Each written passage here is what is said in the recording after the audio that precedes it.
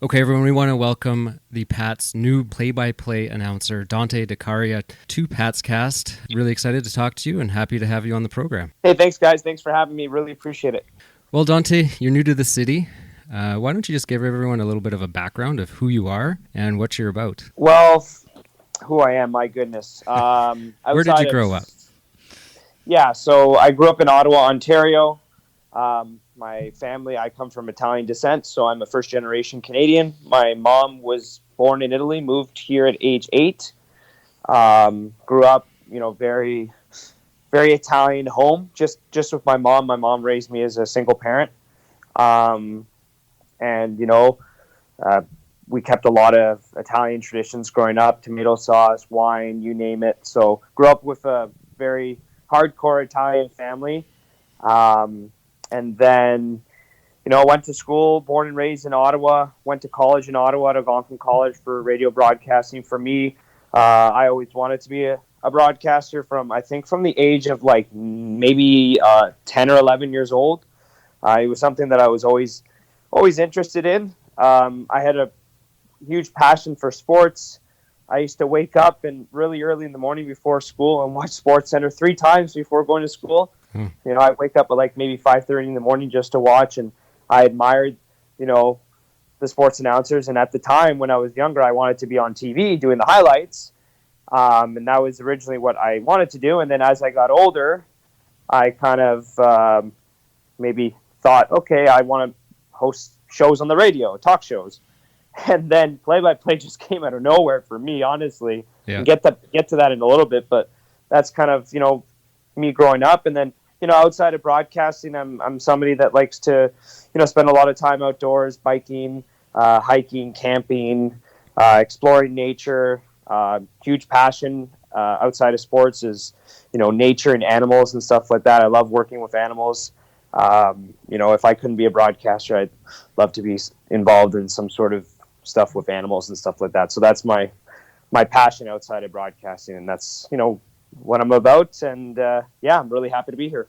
Interesting. So, a strong Italian background. Where does hockey fit into that? Was that big in your childhood or no? Not really, honestly. Yeah, I'm happy you asked that. So like, I grew up, first got put into soccer when I was young. And I remember going to Italian school because growing up, we only really spoke Italian in our household. My grandparents didn't speak English.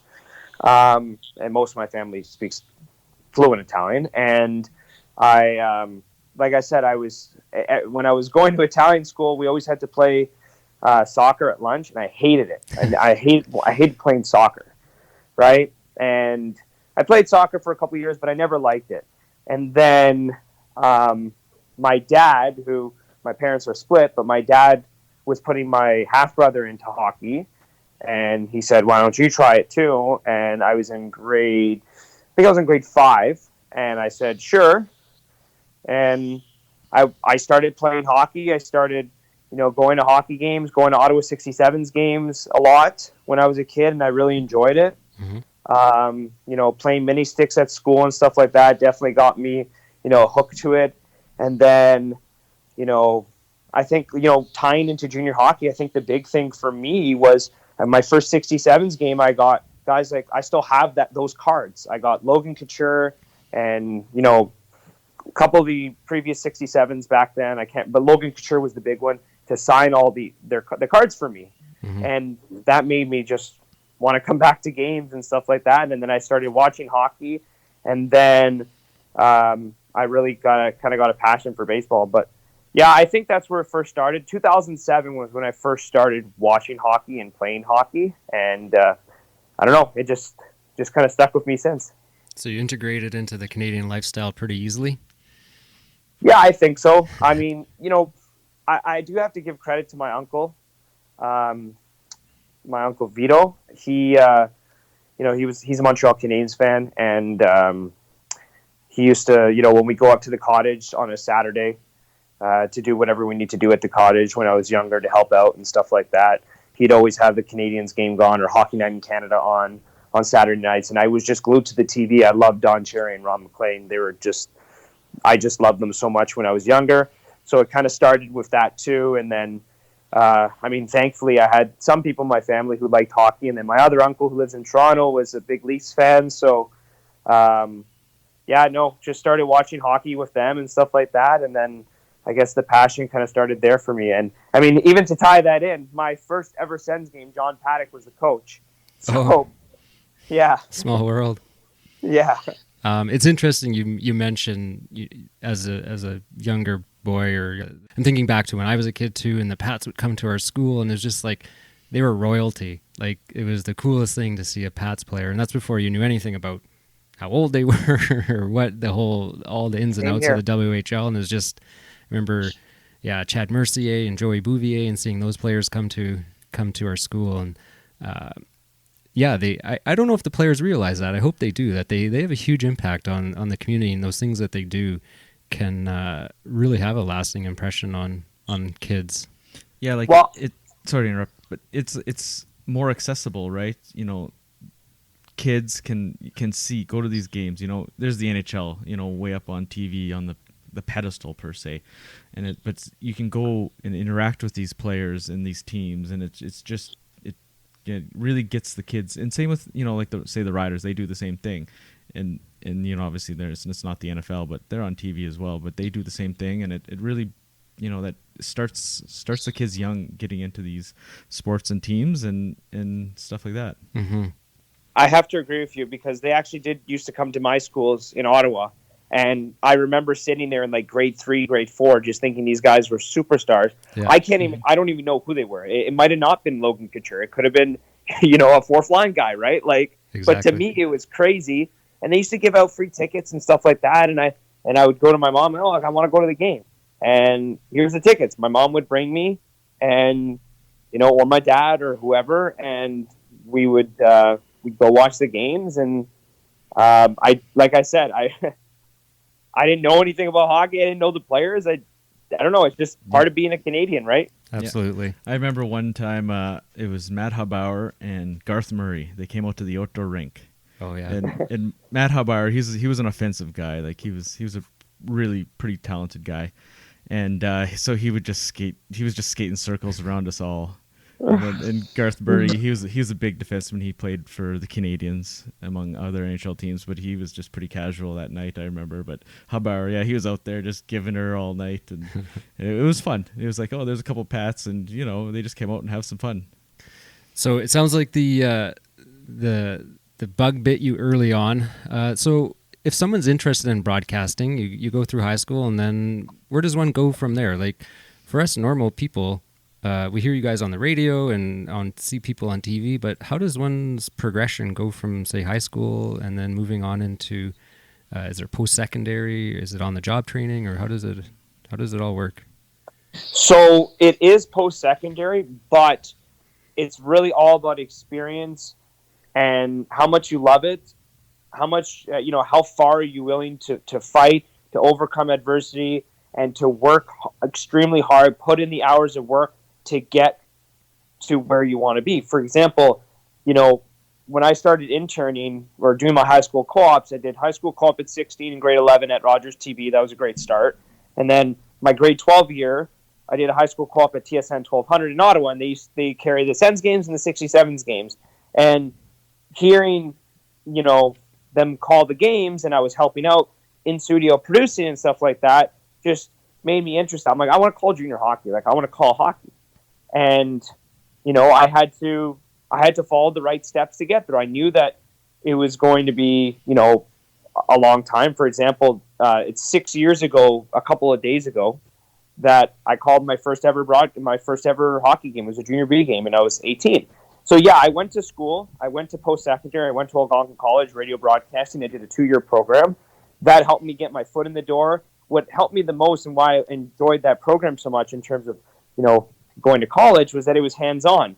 For example, we had 2 campus stations in our classroom which carried hockey games. They carried the junior B team and the junior A team. And so I was able to jump right into the fire right away and get experience right away. Now, obviously, I had to still go to class and still do stuff like that, you know, helped me get through the program, and I learned a lot. But it was it does tie in. The post-secondary does tie into the experience that you need, because really, it really comes down to, how good you are, how well can you do the job, and reps. To be a play-by-play broadcaster, you need a lot of reps. Mm-hmm. You need a lot of games under your belt. So I started young. I started calling. I was doing both teams that year. They would usually play, Wednesday, Friday, and then Sunday. And so I was doing 3 games a week on top of the schooling, right? That's a lot of extra hours and stuff like that, rather than, going hanging out with my friends and stuff like that, right? Like I was doing hockey games on a Friday night in a middle of nowhere town, So so I think post-secondary is important. You have to go to school. There's no way around it. I know some people say to me, "Oh, you don't have." No, you do, because usually when you go to school, it opens other doors to help get the experience that you need through internships and stuff like that. Right. Those free internships. Yeah. Well, hold on a second. The internship that I did at school was, I was a intern with the Toronto Blue Jays, and I did get paid. Oh, nice. So, nice. And I lived with my aunt in Toronto. So yeah, it was a great experience. I got paid $15 an hour. That's not bad. Obviously, I worked long hours, but it was awesome. Yeah. It's more the connections you make, it sounds like. Oh, 100%. I mean, the people I met there were just fantastic. Now, maybe getting into a bit more the nitty-gritty of play-by-play, particularly hockey. I mean, a lot of people have probably sat there and thought, I wonder if I could do that. I really like hockey. I wonder if I could sit there and broadcast the game. And I'm sure many of us have sat there and either in our head or, if you're alone, you try and verbalize it. And it is incredibly difficult. How do you start calling short clips and then build up from there? And then I can't imagine doing it live. I know we've tried a few live Patscast episodes, and it just adds a whole other nervousness to it. So what are the steps to learning how to call play-by-play? It just seems like an overwhelming skill. Honestly, guys, I don't know if I have a concrete answer just yet, because believe it or not, I think about this all the time. I wonder. It's actually something that's on my mind a lot, so I'm happy you asked this question. But right now, when you're asking me this question, I believe that you either have it or you don't. It's either in your blood or it's not. Jerry Howard once told me, former Jays play-by-play voice, who's a very close friend of mine and has been my biggest mentor over the years. He said to me that your talent is calling baseball, hockey, or calling sports. That's what you're going to do. That is your talent. That's what you were made to be. And that's what I believe. Now, obviously, there was a lot of hard work and time that went into getting, me where I am supposed to be. But a lot of that, to me, comes to my hard work and perseverance and constant mentality that I'm trying to improve every time. Now, going back to your first part of the question was, do you just jump right into it? My first broadcast was a junior B hockey game. I'd never called a hockey game before in my life. I just went straight into it, live on the air, live on the radio. 18 years old. Yeah. And I had no idea what I was doing. Gosh, I still have the clips. If you guys heard it, you'd laugh. It was bad, I mean, but our first show, we re-recorded it probably 3 or 4 times before we put it out. So did you I used to do talk shows too. I used to do re-recorded all the time. Yeah. But the more and more I got more confidence, got better. I started to take advice, critiques from other people, how to improve. Now I could do. Well, I mean, for example, I do Pat's TV every Tuesday on Access, and we do it all in one shot. Oh yeah. Yeah. There wasn't any boom goes the dynamites. I mean, I said some pretty stupid stuff when I was younger. Going I used to say clap bomb all the time, and everyone was like, "No, it sounds stupid." But I remember after my first broadcast, my college professor who was listening that night, Dan Mellon, he reached out to me after the game and said, "Obviously, there's a ton of work to do, but I could hear in your voice the excitement and the passion you have, not only for the sport, but just my first ever game. He could see I had the passion for doing it." And I had so much fun. That's what made me like, I was like, get me on the mic the next day. I want to do another game. Yeah. Like that's what's got me to where I am, is because I have so much fun broadcasting the games and calling hockey and calling whatever sport, baseball or hockey, that keeps me going, right? Like I wouldn't be doing this if I didn't like it. Exactly. It's not a job when you enjoy it that much, right? No, it's not easy. No, you're right. You have to enjoy it, right? A lot of preparation. I put at least 6 hours plus into every broadcast in terms of prep, right? Yeah. And also, like, now more to like maybe of a technical skill. When you're watching a play, it almost seems like you can't think too much about it, because if you start thinking about it, then you're getting behind and maybe fumbling over words and trying to catch up. Is it almost like you just are observing and it just comes out, and it, what you're saying is you're not over processing it, or do you even think about it? No, I know exactly it. Guys, believe it or not, and you're going to think I'm really weird, I black out during games. No, I black out. I totally believe that, because that's what I'm saying. Like, you have to almost shut your brain off. Yeah, and just be spewing like your eyes and then out through your mouth. Like, you can't think. I do a lot of, and I might be the first, but this is something I truly believe. I do a lot of mental preparation and meditation going into games. That helps prepare my mind for the task at hand. I honestly, you can ask them, like, on game day, when that game, like tomorrow, it's tunnel vision. Like it's ridiculous. I remember in and this has concerned me a little bit, but it's because I get so locked in. Usually about 5 to 10 minutes, like post game, whatever, I can't remember the game. As soon as I shut the mic off, I don't remember the game. It takes maybe 30 minutes after the game until I go, oh yeah, because it's just my mind is just in such a different state. Like, I don't know. I found it really, I was a little scared when I first noticed this, right? I was in Powell River, I was calling a game, and we won in overtime. And for some reason, after the game, I was like, who scored the overtime? I didn't even know who scored the overtime winner. And then as soon as he was like, Abgral, who scored it, and the assistant coach said to me, I was like, oh yeah. And then I literally described, yeah, he had it in the slot, he backhanded it, went through the legs, blah blah blah. So I do a lot of preparation for like mentally for these games. And a lot of what I do over the years is I watched, like, some of my favorites. Jim Houston I was a big fan of him. And I like Jack Edwards a lot, not for how he calls the game, but just for his vocabulary, the way he describes the play. So I like to take different things from different broadcasters in which I admire when I watch them on TV. I make note of it, and I say, okay, I'm going to try saying this game. And then it just keeps upgrading my vocabulary and keeps getting my call better and better and better. Okay. Well, that leads me sort of to my next question is, do you try and emulate anyone, or is that kind of, you don't want to necessarily copy someone's style, but it sounds like you pick little bits? Okay. I used to. For me, it was Gary Thorne. He was my favorite. If you guys are familiar with him, he was. Well, I mean, my God, he called Gretzky's record-breaking goal. Like he called the Caria the big call where, it was off the floor, on the board, Paul Caria, which was my favorite call ever. And I wanted to be like Gary Thorne. And Gary Thorne was actually. I thank him a lot. He helped me a lot. I met him. He was the Orioles broadcaster in 2017.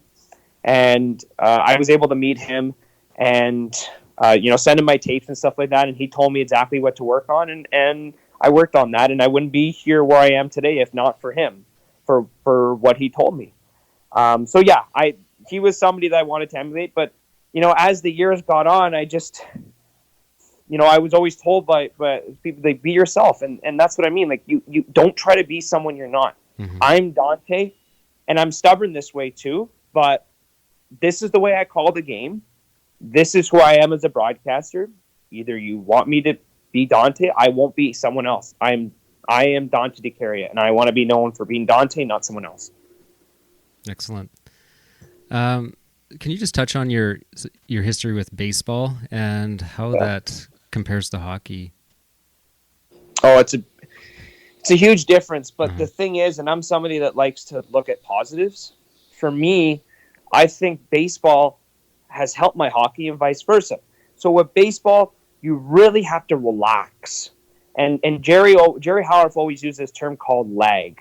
And what that means is that you allow the play to develop or allow something to happen, and then you say it, right? Rather than anticipating something to happen and then you jump the gun. Mm-hmm. For example, a guy could pass the puck to the blue line, and there's so many different things that could happen before he grabs that puck.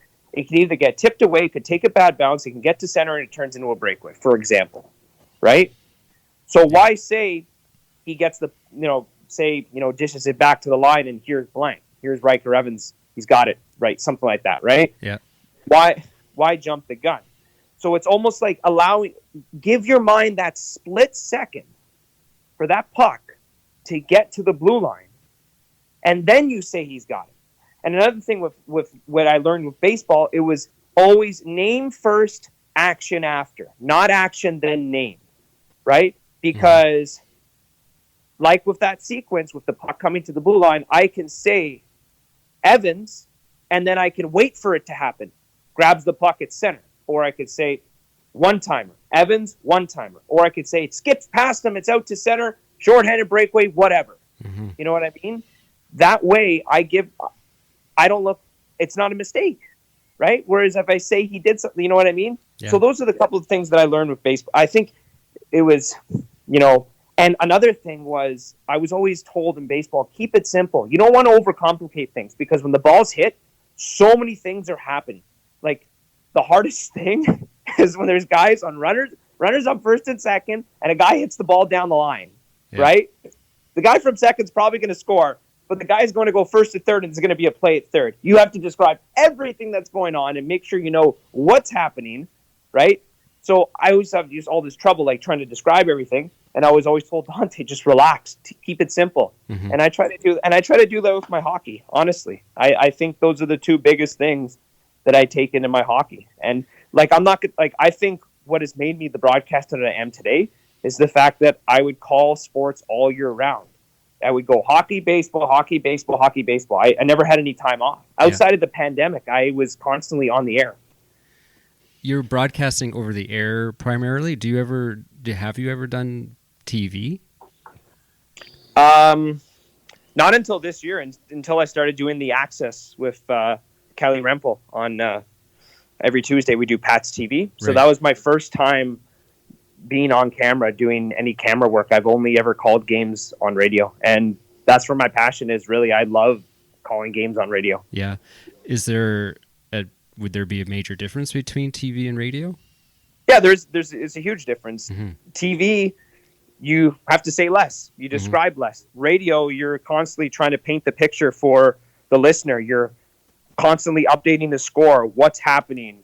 Whereas in TV, there's graphics that literally help you the whole time. Yeah. You know what I mean? Radio, you're your own producer. You're driving the bus. TV, you have so many other people that are in your ear and stuff like that. Right. Like, I remember, and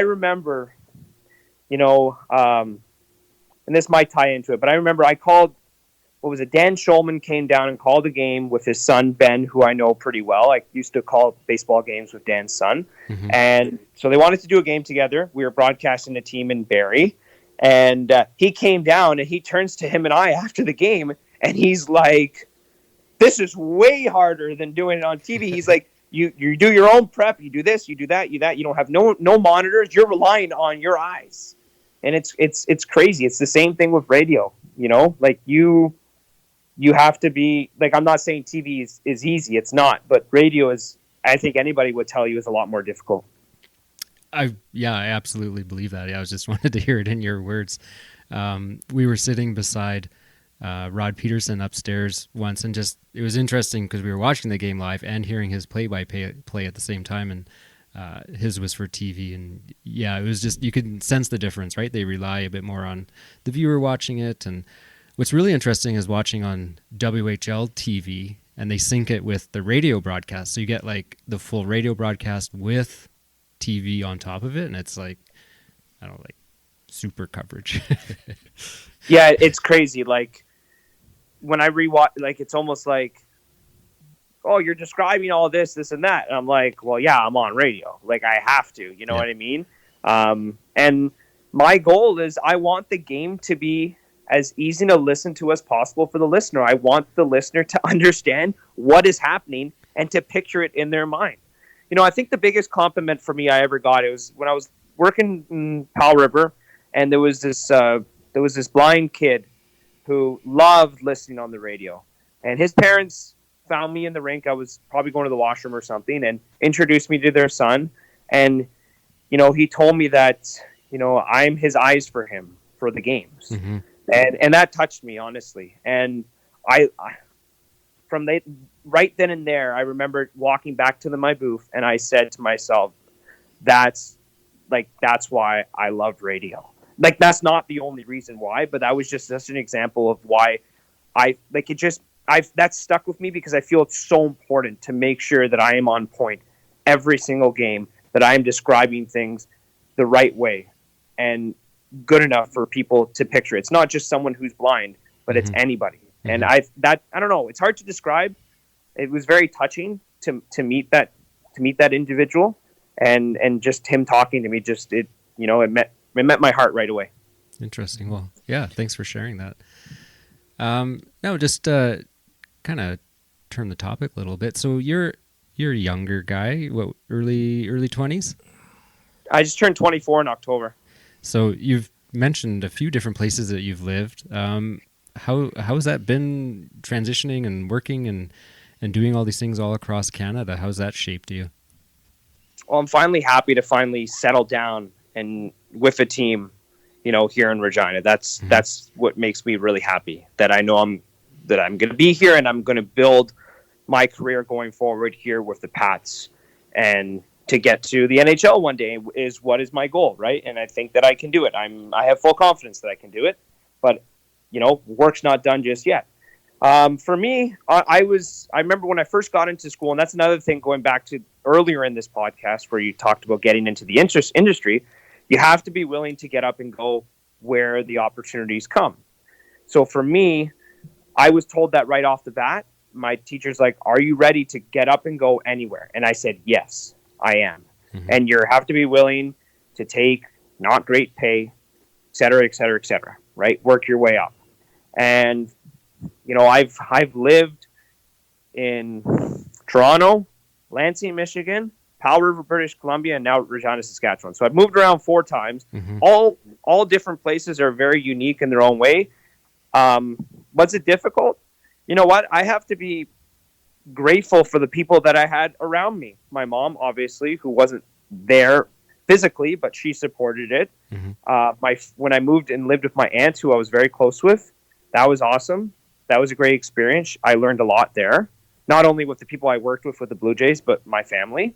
When I went to Lansing, that was a much different experience because I roomed with several Dominican players, one of which played in the MLB last year. And I had a billet family. So that was a different experience. So I got to live with a host family, and Carol and Dale Walker were my host parents, and they were fantastic. They have hosted several different Major League Baseball players over the year, Roberto Osuna being one of them, Noah Syndergaard being another, for an example. So they were an awesome family, and they helped me in so many different ways. Then when I went to Powell River, small town, didn't really know too many people. Yeah, I rented a basement suite from a family, Wendy and Paul Goodwin, and they treated me like family. Yeah, that I was living down there. It was obviously, it's a kind of a different situation because you don't often have the landlord interact with the tenant, but you know, we would often, you know, they showed me around. We did so many different things and stuff like that, especially during the first part of the pandemic in which I was there. So all the situations are unique, and I wouldn't change anything in the world, and I wouldn't take any of them back. They have all shaped me in my life and who I am today, and I'm really grateful for all the places I've worked in and all the cities I've been, because I've met so many great people along this path that I've been on. Yeah, that's a lot of life experience at a young age. Yeah. So age 19, I was in Toronto, big city. That was a huge eye opener, big learning experience for me. Age 20, I moved to the U.S. I'm not going to say it was easy. It was tough living in another country. Mm-hmm. And then Powell River, I was as far as possible. I could be away from home at age 21. And then now here in Regina at 24, right? Yeah. So I was going to ask you your professional goal. So it is to get to the NHL? Yeah, 100%. I'd love to. It would be the MLB, one of those two. But I think I'm a good baseball broadcaster as well. I don't think that's what the future holds for me personally. Just, I that was my goal originally, but now I've shifted my mindset to hockey, and that's what I'm focused on. But for me, I said this on another podcast a couple of days ago. I said that hockey's not easy in terms of the schedule and stuff like that, but it's way easier than baseball. I remember after my first year in the 1 year in Lansing, with 142 game season, they play every day. That's what people have to understand. It's like the MLB. You play every single day. Yeah. No off. You get 2 off days a month, and you're just absolutely exhausted. When the season was over, and the trips are crazy, like bus all the time, like here, but you have more time to chill, I find. And after that season was done, I was just so exhausted. I couldn't move for like 3 days. I was sick. It was just, to me, it was like, I don't think I want to do this, right? Like and I looked at hockey and saw, the schedule is tough, but in baseball, I wouldn't be able to talk to you guys at 9:00 on a Friday night. You know what I mean? No. I just felt like I had more time to just enjoy my life a little bit more and do things that I like to do. And there's other things that I'm passionate about that when I was doing hockey and then baseball that I wasn't able to do. And since I've solely just focused on one sport as my main profession, I've been able to do a lot of other things outside of the rink and outside of the office that have made me a much happier person. Excellent. Yeah, I don't know if the local baseball team is looking, but they don't. We've got a summer collegiate. I'm very familiar with the Regina Red Sox. Yeah, but they have a pretty good. I think Zinger. Yeah, does a pretty good summer job. collegiate. Yeah. So who's your favorite hockey team? Are you allowed to have one? NHL. Honestly, I'm not lying to you guys. I don't have a favorite team. Are you bilingual French? No. Growing up in Ottawa, no. I dropped out of French after grade 9. But that's the crazy. I know I touched on this in the article that Rob Vanstone wrote, but I was somebody growing up that I didn't have good grades at all. I could have flunked out of high school for all I know. You know what I mean? It was more when I got to college that things started to pick up for me. And I mean, even to go off that, I couldn't get accepted in any broadcast school in the country, period. Nobody would take me in grade 12. My grades sucked. But I was able to get into Algonquin because I emailed the prof, and who is now one of my close friends, and told him this would be the biggest mistake you ever make. And so far, I still think it is. So to me, it's just the passion and the hard work that have got me, where I am today, and not, and just being able to overcome a lot of adversity and not letting people tell me what I can and can't do, and never let my dreams die. Very interesting. I heard an interview with you at some point, and you mentioned you've been around the Jays and you dealt with some of their stars like Donaldson and stuff, guys like that. How did that kind of prepare you for maybe coming here and dealing with the Connor Bedard hype, like the media, hype about it and the requests and all that stuff? Instrumental. I don't know if I could do the job the way I'm doing it right now and be around Bedard the way I am if not for that experience. I'll be honest with you guys, it was not easy going to the Blue Jays, especially at 19. I was crapping my pants every day for 2 months straight. Like, you know what I mean? I still remember my first day walking into Rogers Center, opening day, 2017, Brewers and Blue Jays. My boss takes me down. We're in the clubhouse, and there's Russell Martin, there's Josh Donaldson, there's Jose Bautista, there's Troy Tulowitzki. I'm like, holy crap, I was losing it. But it wasn't even just those guys. The first player I ever saw with my own two eyes was like Jason Grilli, and I was freaking out about him. And then it didn't stop there.